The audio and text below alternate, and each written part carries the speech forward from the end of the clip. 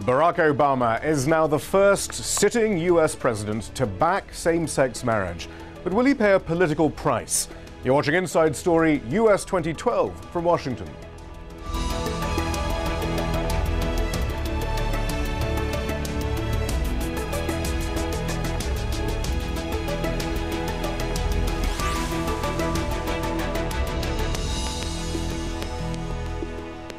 Hello, I'm Shihab Ritansi. Previously, President Obama had supported civil unions for same-sex couples, but he'd not endorsed marriage. Since 2010, he's maintained that his views were, quote, evolving on the subject. I think same-sex couples should be able to get married. But on Wednesday, that changed. It was an historic public announcement. Nonetheless, he insisted he was only expressing his personal views and that it's up to the individual states to decide on the issue. So much debate has ensued on whether, despite the importance of a president speaking out in this way, he's not actually endorsing the notion that same-sex marriage is a fundamental right guaranteed by the Constitution. President Obama's statement came just hours after voters in the key swing state of North Carolina voted by a landslide in favor of a constitutional amendment banning same-sex marriage, becoming the 30th state in the US to do so. The North Carolina vote underscores the discrepancy between opinion polls suggesting a national plurality in the US supporting same-sex marriage and the reality at the ballot box, a potential risk for Obama in November. Let's hear more of what President Obama said yesterday in his interview with the US network ABC. For me personally, it is important for me to go ahead and affirm that I think same-sex couples should be able to get married. And I continue to believe that this is an issue that is going to be worked out at the local level. What I'm saying is that different states are coming to different conclusions. I think it's important to recognize that folks who feel very strongly that marriage should be defined narrowly as between a man and a woman, many of them are not coming at it from a mean-spirited perspective. A bunch of them are friends of mine, pastors and people who I deeply respect. Especially in the black community. Absolutely. It is very right. a difficult conversation to have. Absolutely. But I think it's important for me to say to them that as much as I respect them, as much as I understand where they're coming from, when I meet gay and lesbian couples, for me, I think it just has tipped the scales in that direction. So how much of a risk is it for President Obama to endorse same-sex marriage? And should he go further by taking the issue out of the jurisdiction of individual states and support the granting of legal protection under the Constitution for gay and lesbian couples? To answer all this and more, we're joined by William Robinson, a field director for the Coalition to Protect All North Carolina Families, a group set up to promote marriage equality for all as that vote in North Carolina was underway. In New York, we have Brian Brown, who's the president of the National Organization for Marriage, a group which aims to protect what it calls traditional marriage values between a man and a woman. It organizes campaigns and so forth against same-sex marriage proposals and was instrumental in that North Carolina decision, it's thought. And Adam Serwer is a reporter for Mother Jones magazine. Adam Serwer, first of all, then, we have this announcement from President Obama. Let's begin with some of the D.C. stuff. Why now? Was he pushed into this because of Joe Biden's announcement? There was a certain amount of ridicule flying around about President Obama's evolution in the immediate aftermath of that. Or, as the White House is now saying, oh, we always meant to do this, maybe, we moved it ahead a little bit. Well, I think there's always been a sense that Obama wasn't entirely sincere in his opposition to same-sex marriage, largely because of a questionnaire in 1996 where he said he endorsed same-sex marriage rights, but also because as president, he's been, his record on promoting rights, up to marriage, particularly for federal workers and the like, has been so strong that the idea that he was for all these things, for extending benefits, financial benefits to federal workers in same-sex relationships, but drew the line at marriage wasn't entirely sincere. He's being insincere in that interview with ABC then. I mean, a lot of people have talked of his sincerity in making this announcement. Well, sure. I think a lot of people think that the evolution is a bit of a convenient smokescreen for something that was still politically risky to say today, but was not as politically risky in 2008. Or was even more politically risky in 2008. I mean, there are also those on the left there who are criticizing him, saying this is all part of the progressive pivot we see now that he's a lame duck president, asking for our vote once again. He did the same thing about, with taxing the rich, perhaps, and being more forceful against bankers. Is it that cynical, or should it just be seen as, look, no matter what his motive is, at least he's saying the right thing, so the base should just shut up and just be happy that he's doing that? I mean, what are you hearing? Well, wanting politicians to always do the right thing for the right reasons is a loser's game. I mean, you twist their arms, that's how you get things done. And the gay and lesbian rights community has been extraordinarily effective at twisting Barack Obama's arms, and they've gotten, not everything, but a lot of what they've wanted out of him. They've been extremely effective. And that's, that was much better than sort of waiting around for Barack Obama to heat his conscience on so perhaps a lesson for other elements of the base. Certainly. I think that's very true. Nonetheless, though, William Robinson, this announcement came the day after the campaign that you were fighting for to not get Amendment 1 in North Carolina passed against same-sex marriage, lost. I mean, wouldn't this have been a bit more helpful if he'd done it before that? I'm not sure, because the president actually came out against Amendment 1. And Amendment 1 is not really, or was not really grounded in same-sex marriage, although the supporters of Amendment 1 would tell you that it was a protection of traditional marriage. The amendment itself was a lot more damning than that. Well, actually, let's look at what the supporters of Amendment 1 were saying in the sort of advert that was being aired during this campaign. Marriage has been one man and one woman since before North Carolina was a state. It's what God created to give children a mother and a father. By defining marriage in the state constitution, only voters can determine what marriage means. Everyone, gay or straight, is free to live as they choose, but nobody has the right to redefine marriage. William Robinson, I mean, why did you lose because people did accept this argument? And was this what this was about, though? I think that argument may have been successful. However, that's not what it was about. And we can see that right now. There's a county commissioner in Mecklenburg County, one of the few municipalities in North Carolina that does offer domestic partner benefits, who sent an email 8 hours after the election was over, demanding the city manager stop providing insurance and domestic partner benefits for homosexual couples immediately. Just like my organization was saying, this amendment was going to harm all unmarried couples. And it threatened insurance. Brian, what was this campaign about then in North Carolina? Oh, it was clearly about defining marriage as the union of a man and a woman. It was also making sure that there wasn't an attempt to create some sort of equivalent to marriage and that way get the courts to force same-sex marriage on North Carolina. The path for those that want to redefine marriage has been clear. Get civil unions in a state like Connecticut, and then have a court force same-sex marriage on that state. So the people of North Carolina knew what this was about. They stood up, and they voted overwhelmingly to protect marriage as the union of a man and a woman. The opponents of protecting traditional marriage tried to make it about anything else, because they knew, in the words of one of their main campaign advisors, that the people of North Carolina overwhelmingly oppose same-sex marriage. So they tried to make it about domestic violence.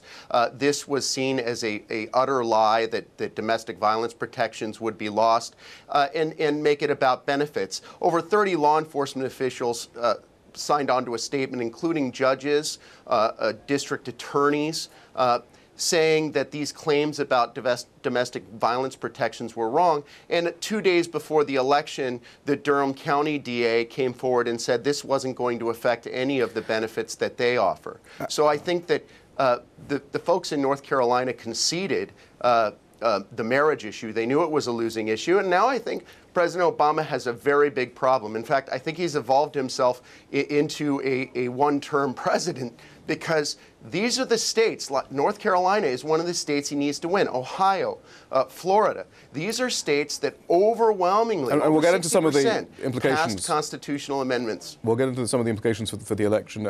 William Robinson, there, first of all, perhaps you want to say something. Yeah, well, the same poll that he's quoting saying that North Carolinians overwhelmingly support the amendment also showed that North Carolinians overwhelmingly didn't understand that amendment. 60% of the state, I think, did not understand what this amendment was going to do in barring civil unions and also any domestic partners. ships. I mean, isn't this the point, Adam? So this is a civil issue because there are over, they say there's over 1,000 laws and benefits that pertain to being married under federal law. This is about equality under the law. This does affect, for example, visitation rights in hospitals and so forth. I mean, what is the truth in all this?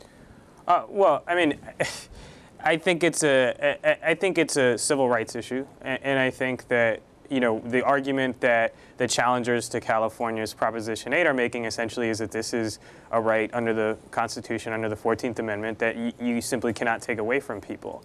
And what's happening right now is Brian Brown's organization has been very successful in creating these sort of firewalls in the individual states by putting those rights to a popular vote. Whether or not those firewalls will stand up as the country moves closer and closer towards acceptance of same-sex marriage is anybody's guess.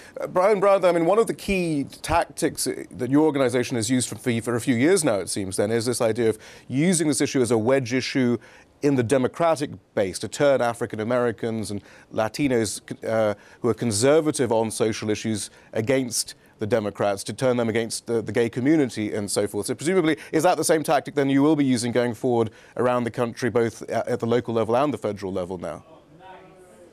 Well, this is not a tactic that we create. This is what the Democratic Party is doing. The fact of the matter is that major parts of the Democratic Party's base oppose same-sex marriage. African Americans overwhelmingly oppose same-sex marriage. In counties that were very strongly African American, we saw the vote for protecting marriage in North Carolina over 70%. So that's just the reality. The reality is that the hard left of the Democratic Party is betraying the very real and heartfelt beliefs of key parts of the Democratic constituency. Also, blue-collar Catholics who have been a key swing voting bloc from Reagan to the present. They do not support same-sex marriage. So that is not a tactic. That is a reality. And what has happened here is President Obama has caved to the hard left, and that is not representative of the people of this country. I mean, it did seem to be a tactic, though. We have those documents now that were released by a federal court as part of that the court case that's going on in Maine, actually. Earlier this year, internal documents were revealed which outlined some of what did appear to be tactics used by the National Organization for Marriage. One document detailed the organization's plan to pit the gay community against the Latino and African American communities over this issue of gay marriage. On the Latino vote, the report or the document says, quote, will the process of assimilation to the dominant Anglo culture lead Hispanics to abandon traditional family values?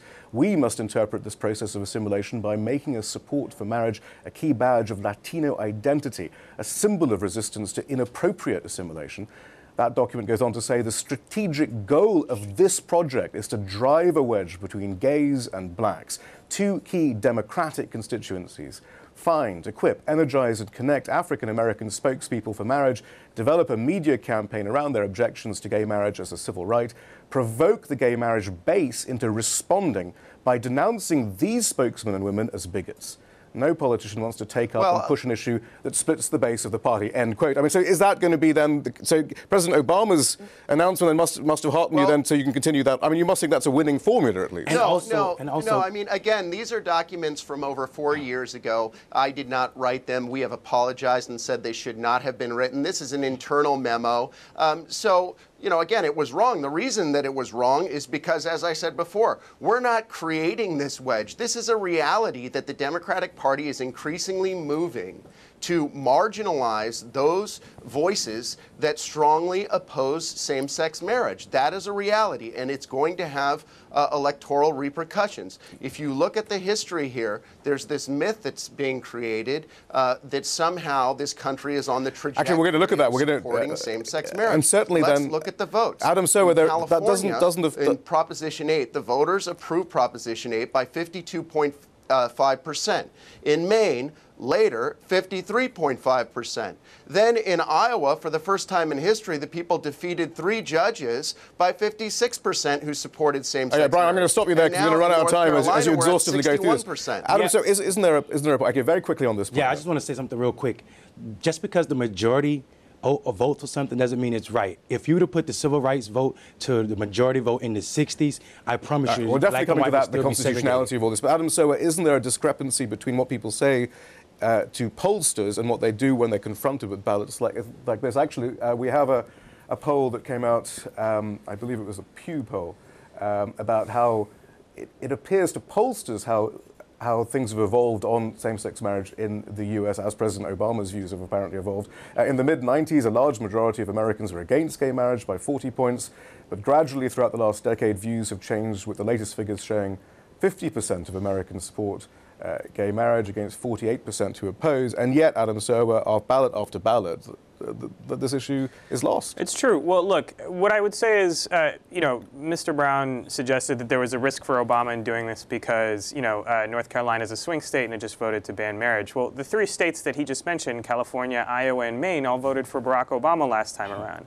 I think the marriage issue, Mr. Brown is correct in saying that most African Americans are opposed to gay marriage. However, that opposition isn't very deep. And it's been no secret. It's very wide, Democrats but it's not very deep.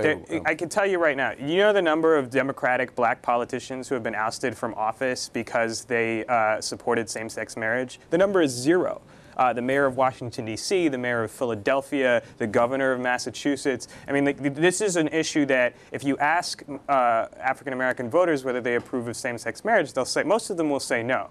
However, they're not going to make a decision in the ballot box. They're not going to decide to report a Republican based on that decision, because even if they disagree with Obama on it, they agree with him on 9 other things, whereas with a Republican candidate, they agree with him on that one thing. But what might not energize the right-wing base who might not have come out to vote? Well, I think the right-wing base is going to be pretty energized. I don't think they needed too many more reasons to dislike this president.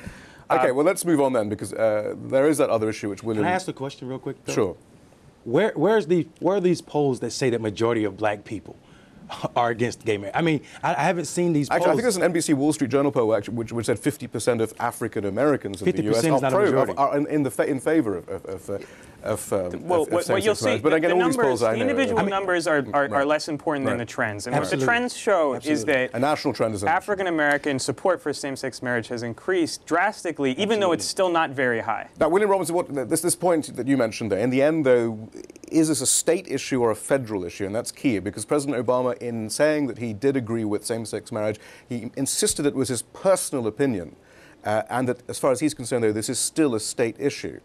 Therefore, isn't he by implication saying this isn't a civil rights issue? Because if it was a federal issue, this would be a constitutional issue under the 14th Amendment about equal rights under the law.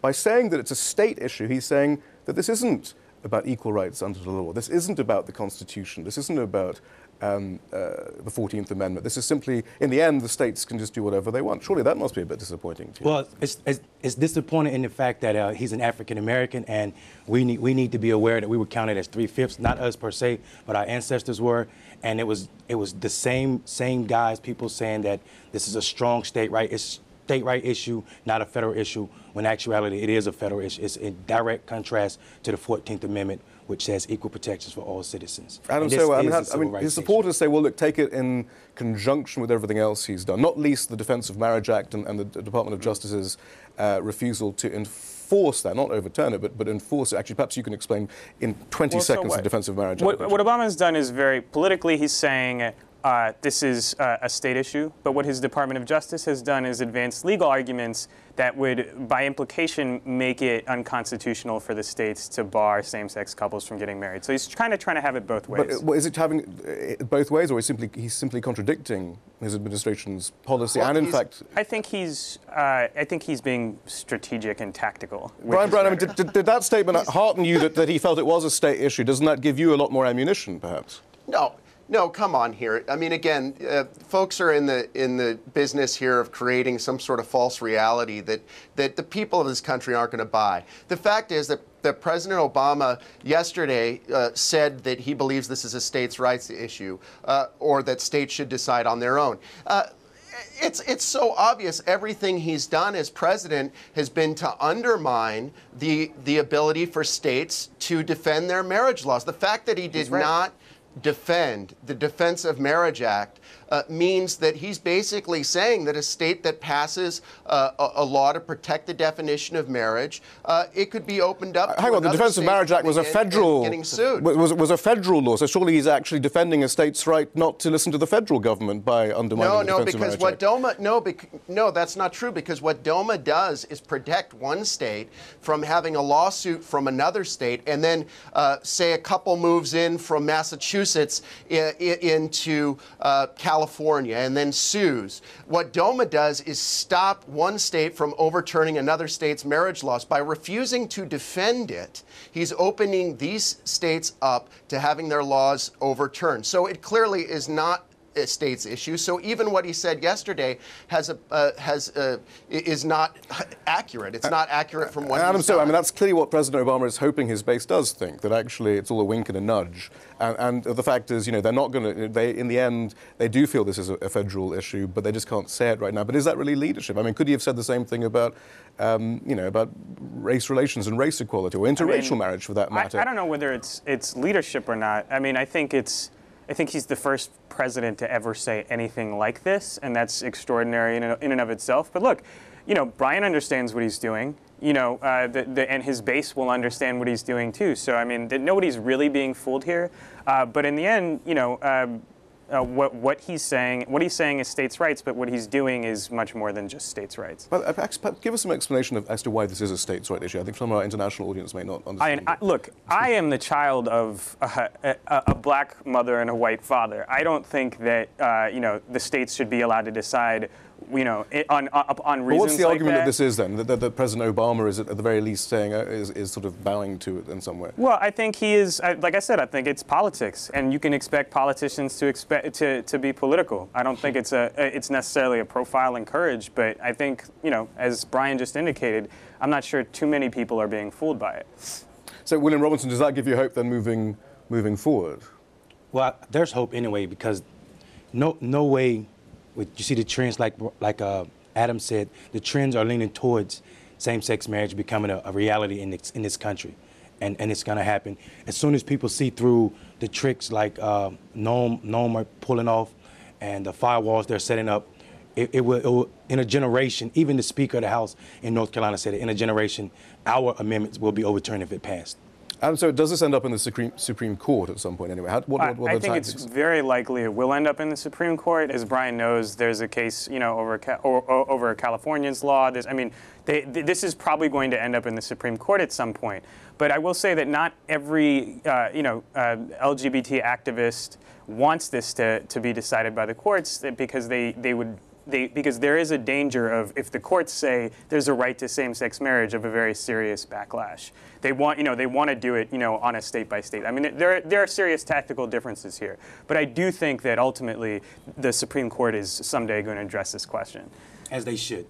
And when you hear proponents of same-sex marriage saying that activist judges are going to do this, well, what are you suggesting? We get rid of the third branch? It's the judicial branch job to interpret the law and make sure that it's not unconstitutional and protect the minority from the tyranny of the majority. That is the role of the judicial branch. Brian Brown. Well, one can agree with all of that and disagree about the false analogy to the civil rights movement. Again, many African-American leaders have stood up and said this is a false analogy, or comparing apples to oranges. It is not the same thing to say that we are separating the races as to say there's something unique and special about marriage. It serves an important critical function. It brings children together with their mothers and fathers. This is a basic idea that folks around this country share, and they don't appreciate the notion that somehow they're bigots. But it is a civil issue, though. It has many civil implications and implications under the law. It's more than just a religious tradition in America. Of course it is, and I believe it's in the best interest of the states and the federal government to recognize the unique position of marriage in law and in culture, and to say that that belief and the willingness for the overwhelming majority of Americans, every state that's been able to vote on this, to stand up and say they believe marriage is the union of a man and a woman, to say that somehow those people, the majority of Americans, are the same type of people who oppose civil rights for African Americans, this is part part of the reason why people say no, enough is enough. It is wrong for us to say that you're bigoted simply because you believe that marriage is the union of a man and a woman. And this is not about tactics. This is about the truth. That ad that you showed in the beginning, it is a truthful ad about the uniqueness of marriage. 10 seconds left. And I have a lot of faith in voters. He said it's not about tactic, but that ad speaks to exactly what the strategy is. Find black people to be spokespersons for them and pit the gays against those black people. That is exactly what that ad did. William Robinson, thank you very much. We are not doing that at all. The African American. Brian Brown, we're going to have to run. We're running out of time, sadly, but thank you very much. Adam Serwer, thank you very much. Thank you. That's all from the team in Washington, D.C. for now. Don't forget to follow us on Twitter and Facebook, where you can find more information about the program. And we want to hear from you. Tell us what stories you think we should be covering. Send your ideas directly to us at insidestory@aljazeera.net.